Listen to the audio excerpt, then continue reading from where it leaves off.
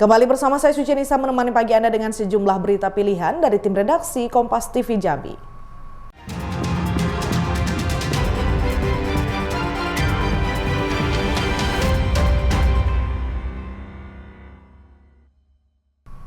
Warga Desa Ibru, Kecamatan Mestong, Kabupaten Muaro Jambi memproduksi pupuk kompos yang ramah lingkungan. Dalam 1 bulan bisa memproduksi 50 ton pupuk kompos organik dengan harga lebih murah dibanding pupuk kimia. Pupuk kompos telah menjadi salah satu solusi utama dalam pertanian berkelanjutan. Tidak hanya ramah lingkungan, tetapi juga memberikan manfaat ekonomi yang signifikan bagi petani dan masyarakat luas. Pupuk kompos sebagai solusi ramah lingkungan adalah kemampuannya dalam mengelola limbah organik.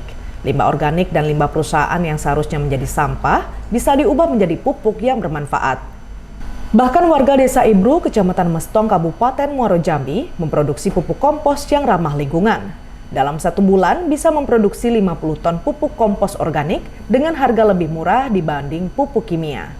Produksi kompos organik menggunakan bahan dari limbah abu perusahaan sawit dan limbah peternakan ayam bertelur.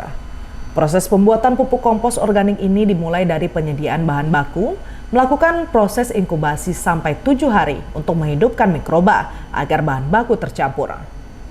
Setelah itu dilanjutkan ke proses inkubasi kedua selama 15 hari dan siap untuk panen. Pupuk kompos organik ini tidak menjual bobot air, tapi menjual pupuk murni dengan kualitas unggul. Kelebihan pupuk kompos organik yaitu pada musim kemarau lebih cepat serap pupuk, sedangkan pupuk kimia tidak mampu serap dengan cepat karena air di tanah kurang. Selain itu, pupuk kompos juga sangat hemat biaya mencapai 50% dan kurangi pencemaran. Tanaman lebih subur dan tanah tetap subur. Pupuk kompos organik yang berasal dari beberapa bahan limbah dari beberapa perusahaan yang ada di Desa Ibru. Untuk bahan yang kita gunakan itu berasal dari beberapa perusahaan yang saya sebut tadi. Yang pertama adalah kita menggunakan limbah dari pabrik kelapa sawit, itu ada abu dan solid. Kemudian ada juga dari pabrik peternakan ayam petelur, yang kami manfaatkan adalah limbah feses ayam. Untuk penggunaan pupuk kompos ini memiliki beberapa keunggulan. Yang pertama, bahwa kita wabil khusus di daerah Provinsi Jambi dan umumnya di Indonesia, kita menemui beberapa musim, yaitu bisa kita katakan musim kemarau. Nah, di saat musim kemarau ini pupuk kimia tidak mampu terserap secara cepat, karena memang kadar air yang ada di dalam tanah kurang. Nah, sehingga solusi atau keunggulan dari pupuk kompos ini adalah pupuk yang mampu digunakan pada saat musim kemarau. Kemudian yang kedua, hemat biaya. Kemudian yang ketiga, mengurangi pencemaran lingkungan. Kemudian kalau di tanaman sendiri itu memiliki keunggulan, tanaman akan terus makan di dalam tanah karena pupuk kompos ini slow release atau lambat tersedia di dalam tanah tapi terus ada di dalam tanah, sehingga tanaman kita itu lebih baik, subur, tanpa cepat kehilangan dari unsur hara yang ada dalam tanah. Untuk pemasaran kita saat ini ada 2 wilayah besar, yaitu Jambi dan Sumsel, Sumatera Selatan. Jauh lebih irit, kemudian nanti penggunaan dari pupuk kompos ini per tahun hanya lebih kurang 1-2 kali saja. Untuk harga 1 karung pupuk kompos organik Rp115.000 per karung. Saat ini penjualan sudah ke Sumatera Selatan dan Riau. Jumadi, Kompas TV Jambi.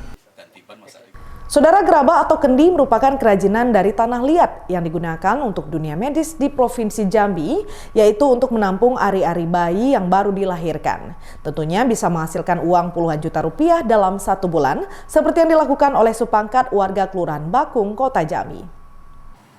Supangkat warga RT 44, Kelurahan Bakung Jaya, Kecamatan Palmerah, Kota Jambi. Salah satu perajin gerabah atau kendi dari tanah liat. Usaha yang ia tekuni ini sejak puluhan tahun silam sudah mulai menuai hasil dan banyak pemesanan, baik dalam kota Jambi maupun luar kota Jambi.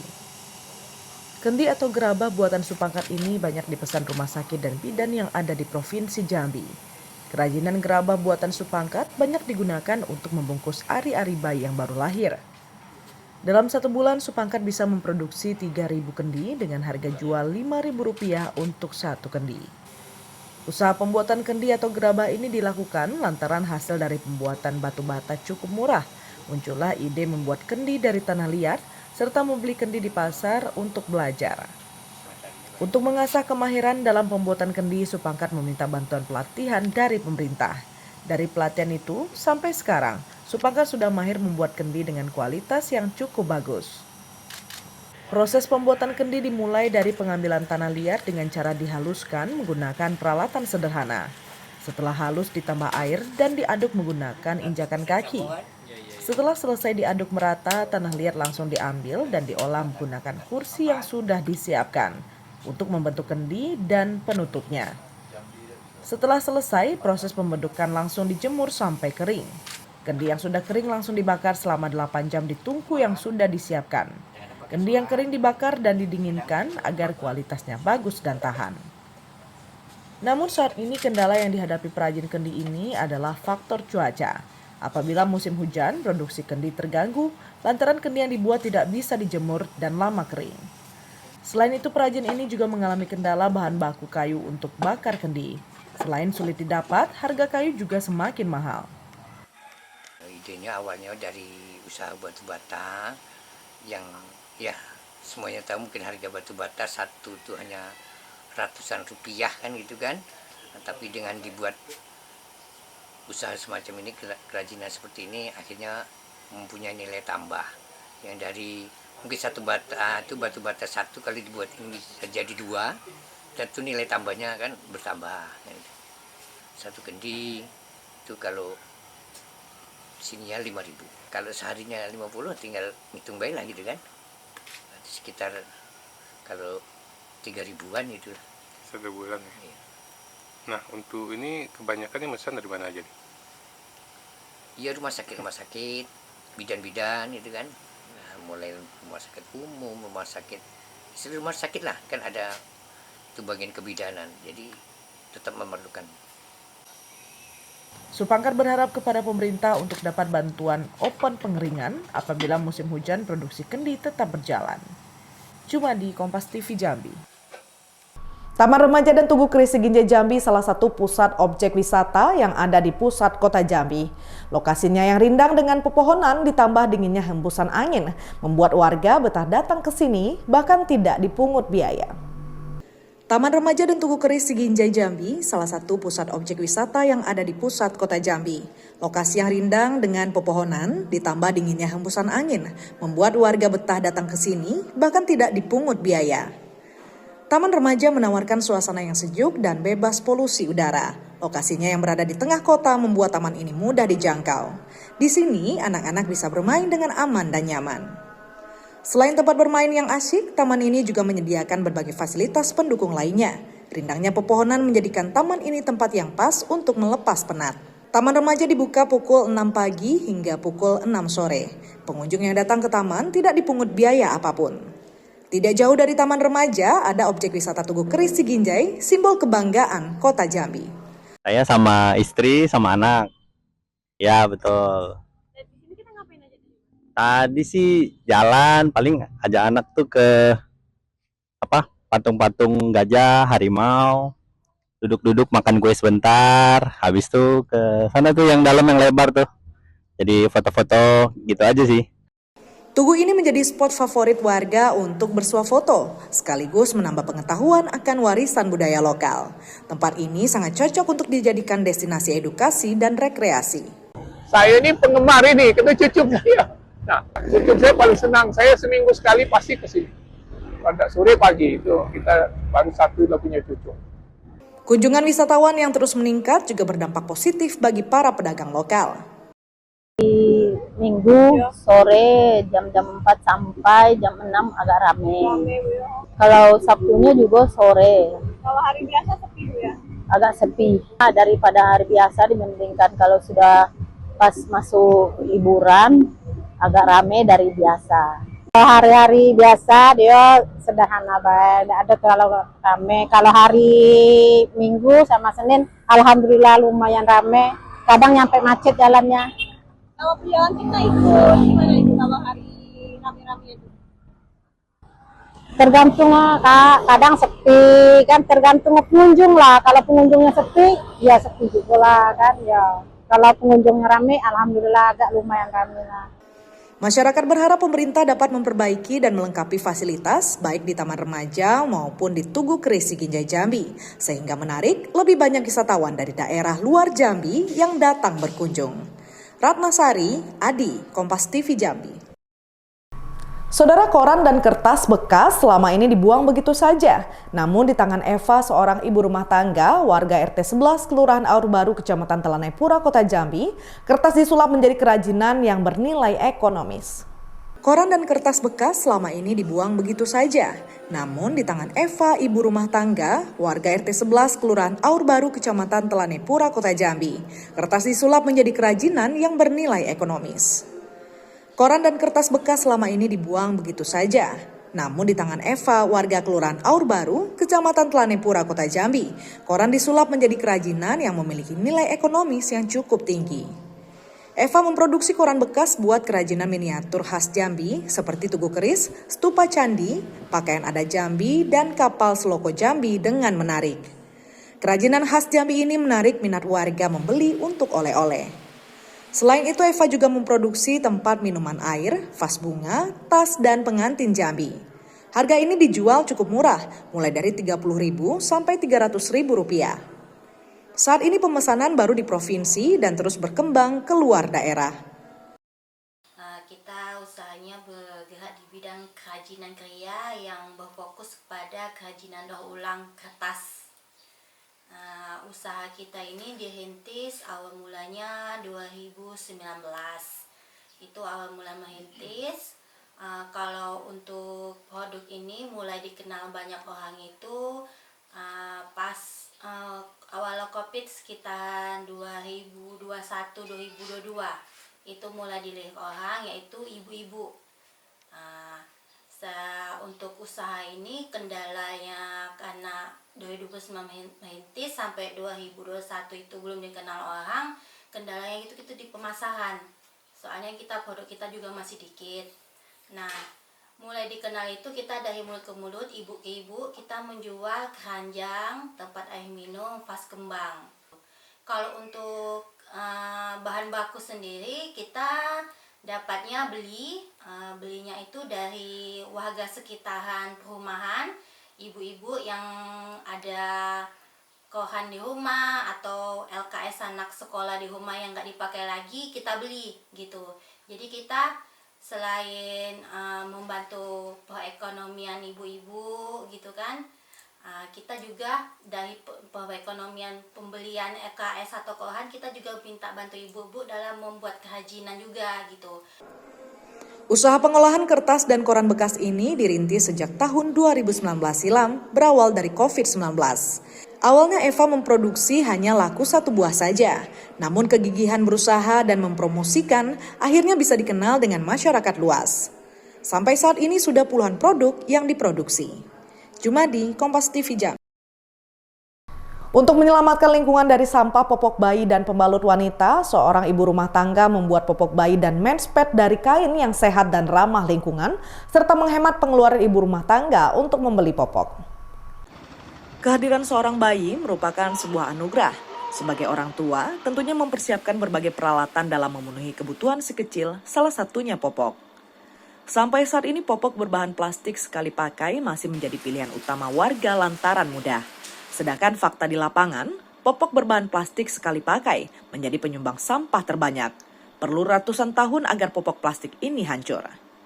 Banyak anak-anak bayi dan pasangan muda setiap hari membuang sampah pampers plastik yang tidak hancur dalam waktu dekat, serta remaja putri yang menggunakan pembalut dibuang begitu saja. Untuk mengatasi masalah sampah pembalut wanita dan popok plastik bayi ini, Rini Juniarsi, ibu rumah tangga, warga Perumpuri Arza 1 Mendalo Darat, Kecamatan Jambi Luar Kota Kabupaten Muaro Jambi, membuat men's pad perempuan dan klodi untuk bayi menggunakan bahan kain yang ramah lingkungan. Selain mendapat keuntungan ekonomi bagi kebutuhan keluarga, Rini Juniarsi ingin berkontribusi untuk menyelamatkan bumi. Rini Juniarsi menceritakan usaha rintisannya berawal dari banyaknya sampah popok sekali pakai dan pembalut wanita di lingkungan tempat tinggal.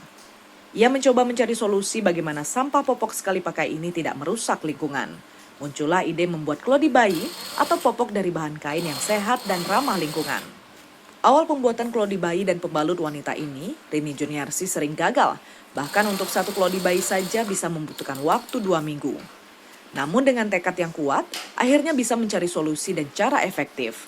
Saat ini ia bisa memproduksi 23 pieces untuk satu klodi dalam 1 hari.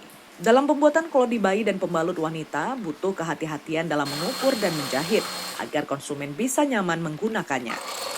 Produk buatan klodi dan menspet untuk wanita ini sangat menguntungkan, di mana produknya bisa dicuci dan tahan selama 2 tahun, sehingga bisa menghemat penggunaan uang bagi ibu rumah tangga. Klodi kain ini 1 tahun hanya mengeluarkan uang Rp600.000, sedangkan menggunakan Pampers bisa mengeluarkan uang jutaan rupiah selama 2 tahun. Selain harganya yang terjangkau, bisa dipakai berulang-ulang, bagus untuk kesehatan, tidak iritasi dan tidak mengandung kimia, sehingga aman dan nyaman untuk kulit bayi. Untuk satu pieces klodi bayi dijual Rp50.000, sedangkan menspet atau pembalut wanita dijual Rp20.000 untuk satu piecesnya. Pada tahun 2018, di mana saya pada saat itu berpikir bagaimana mengatasi sampah plastik yang sudah sangat mengkhawatirkan. Setiap hari mereka membuang sampah Pampers, sampah plastik yang memang tidak hancur dalam waktu yang dekat. Dan ibu-ibu juga remaja putri pun menggunakan pembalut sekali pakai. Kelebihannya dia bisa dipakai berulang kali, kemudian tidak menyebabkan iritasi, tidak mengandung zat kimia, tidak mengandung zat pewarna, tidak mengandung pewangi, dan yang pasti itu sangat lebih nyaman, lebih aman untuk kulit kita sebagai manusia. Harga jual kita sebenarnya itu sangat murah sekali karena dia satu piece itu bisa kita pakai berkali-kali hingga daya pakai itu 3 atau 4 tahun. Satu piece untuk pembalut kain itu Rp20.000. Kemudian satu piece-nya untuk klodi bayi itu adalah Rp50.000. Sampai saat ini penjualan klodi dan menspet wanita sudah sampai ke Pulau Jawa, Pulau Sumatera, dan Kalimantan. Jumadi, Kompas TV Jambi. Nanas salah satu buah yang paling banyak di Kabupaten Muaro Jambi. Di tangan Jaimando, nanas diolah menjadi bahan nasi goreng, menggabungkan cita rasa manis dari nanas dengan gurihnya nasi goreng, sambil menyantapnya di area pinggir kolam yang sejuk. Nanas salah satu buah yang paling banyak di Kabupaten Muaro Jambi. Namun di tangan Jaimando, nanas diolah menjadi bahan nasi goreng, menggabungkan cita rasa manis dari nanas dengan gurihnya nasi goreng, sambil menyantapnya di area pinggir kolam yang sejuk.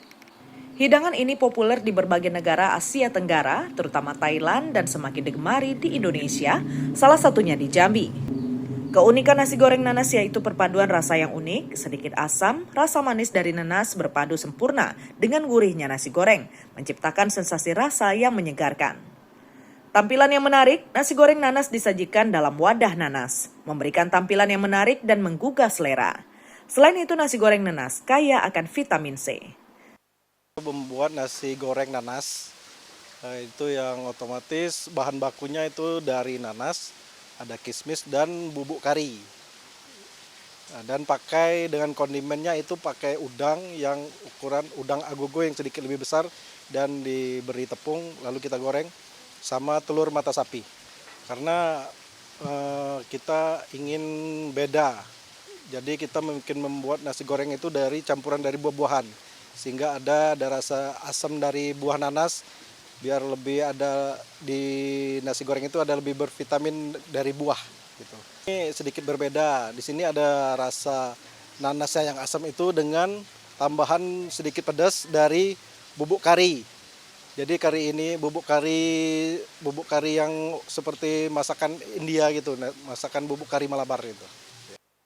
Sedangkan bahan yang dibutuhkan untuk nasi goreng nanas ini adalah nasi putih, nanas segar, dipotong dadu, ditambah kismis telur. Sedangkan bahan yang dibutuhkan untuk nasi goreng nanas ini adalah nasi putih, nanas segar dipotong dadu, ditambah kismis, telur, udang dan cabai yang sudah diiris. Ini sekarang aku lagi pesan nasi goreng nanas ya. Nasi goreng ini kayak unik banget, baru buat aku. Itu nasi gorengnya tuh ternyata ada nanasnya sama ada kismisnya juga. Jadi ini unik banget sih rasanya. jauh sih dibanding sama rasa yang biasa aku makan. Soalnya ini tuh ada rasa asemnya dari nanasnya, sama ada manis-manisnya juga dari kismisnya. Terus juga nasinya tuh bukan tekstur yang kayak biasanya gitu. Nasinya ini tergolong pulen sih. Itu masih ada pedasnya, ada cabai potongnya juga. Terus gurih. Rasanya balance deh sama nanas sama kismisnya juga. Mau ke rumah kita, lebih baik kita pesan nasi goreng ini, soalnya ini porsinya cukup banyak, udah dapat udangnya juga, sama ada dapat ini telurnya, porsinya banyak, bisa untuk berdua juga. Jadi biar kenyang sekalian berenang kan ya, kita pesan nasi goreng ini. Di sini sih suasananya sejuk banget, terus rimbun, ditambah lagi ada pemandangan kayak kolam renang yang di belakang ini. Itu bikin suasana makan sambil nongki-nongki cantik atau santai itu jadi lebih syahdu sih. Nasi goreng nanas adalah pilihan yang tepat untuk hidangan yang lezat sambil menikmati suasana yang menyegarkan. Selamat mencoba. Jumadi, Kompas TV Jambi. Saudara, liputan tadi sekaligus menjadi penutup perjumpaan kita dalam Kompas Jambi kali ini. Saya Sucianisa mewakili seluruh tim redaksi yang bertugas undur diri dan berterima kasih atas perhatian Anda. Sampai jumpa, Kompas TV, independen, terpercaya.